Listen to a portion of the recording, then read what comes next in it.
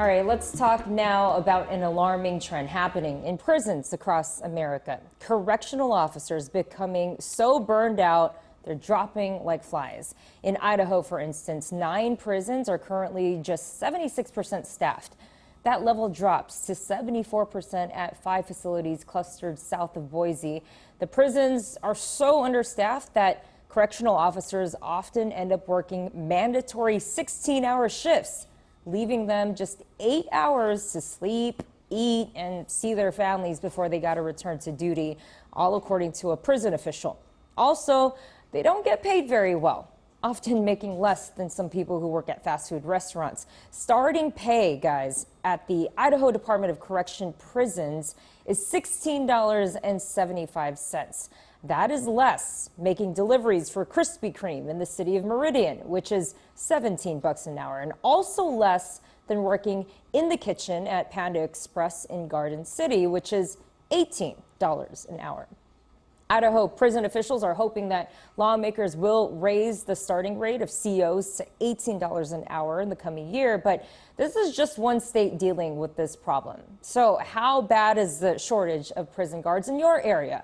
It is a tough job when you consider that you can make as much money working at a fast food restaurant. So should anybody really be surprised? Joining us now is Alex Del Carmen, Associate Dean and Professor at Tarleton State University and the author of the book titled Corrections. Alex, thanks so much for being with us today.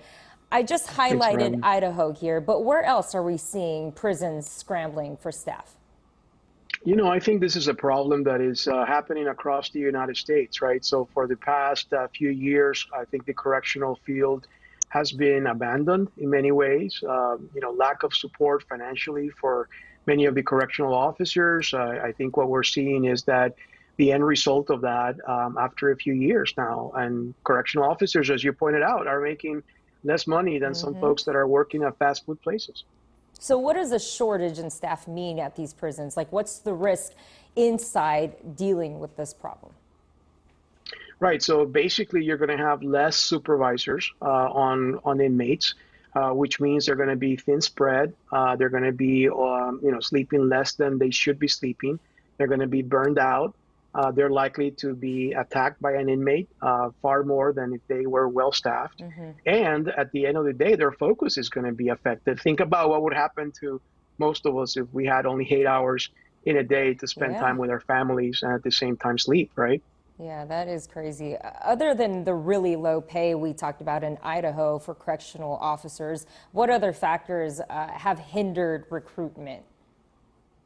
Well, I think a lot of the negativity, that we've seen in social media in the past few years towards criminal justice at large, many individuals in the correctional field are finding that, they're going to be finding better careers that are less stressful, that are not going to burn out as much. They're going to pay them better. I mean, why would you want to go to a facility that is surrounded by individuals that for the most part are criminals, that they're going to be posing a threat to your life and the lives of your family, getting paid less than adequate, and having only 8 hours to rest? I mean, I don't know about you, but I would look elsewhere for another career path. Absolutely, unless, being a CEO is just your dream and your passion, right? Alex, with all of this said, with all the stats and the numbers here, what needs to be done moving forward to kind of reverse this trend of, prison staff shortages?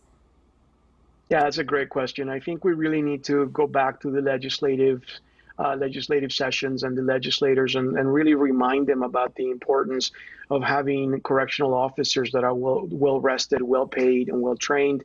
I think if the trend continues, we're going to find ourselves with prisons that are going to be really risky in terms of not only for the fellow inmates, but also for correctional officers. And it's going to be a crisis before we know it. So I'm hoping that legislators across the United States are going to look at some of these trends that are occurring across the U.S. and really begin the process of paying them better, recruiting better correctional officers, training them adequately, and more than anything, giving them incentives to go into this very tough profession.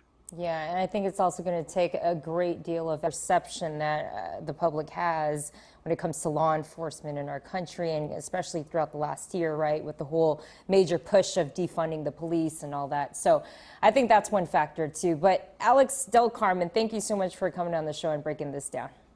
Thanks for having me.